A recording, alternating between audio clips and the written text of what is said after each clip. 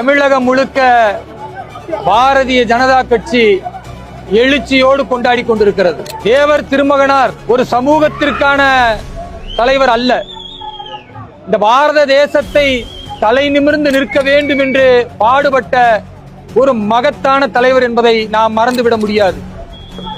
தேசியமும் தெய்வீகமும் எனது இரு கண்கள் என்று சொன்ன ஒரு அற்புதமான தேசிய தலைவர் தான் நம்முடைய தேவர் திருமகனார்.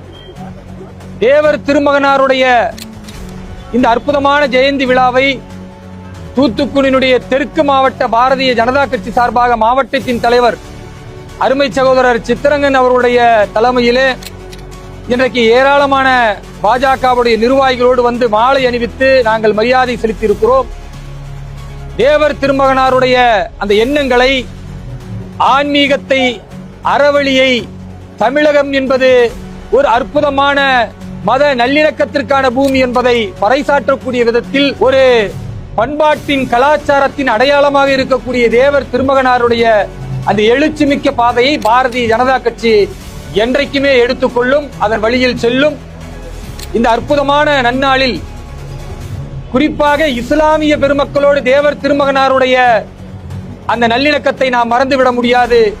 அவருடைய சிறு வயதில் ஒரு இஸ்லாமிய தாய், தேவர் திருமகனாருக்கு ஒரு இஸ்லாமிய தாய் பாலூட்டி இருக்கிறார் என்ற ஒரு அற்புதமான உறவு, தாய் மகனுக்குள்ள உறவு, மாமா மாப்பிள்ளைக்கான உறவு என்கிற அந்த உறவு இந்த மண்ணில் நீடித்துக் கொண்டிருக்கிறது.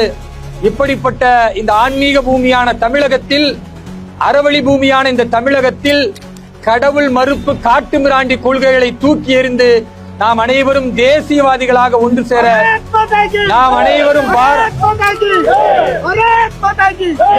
அனைவரும் பாரத தாயின் பிள்ளைகளாக ஒன்று சேர்ந்து இந்த பாரதத்தை வலிமைப்படுத்த தேவர் திருமகனாரின் ஜெயந்தி விழாவில் சங்கல்பம் ஏற்போம் என்று கூறி அற்புதமான இந்த நிகழ்வை ஏற்பாடு செய்த இந்த விழாவின் கமிட்டி நிர்வாகிகள் அனைவருக்கும் நன்றி கூறி விடைபெறுகிறேன்.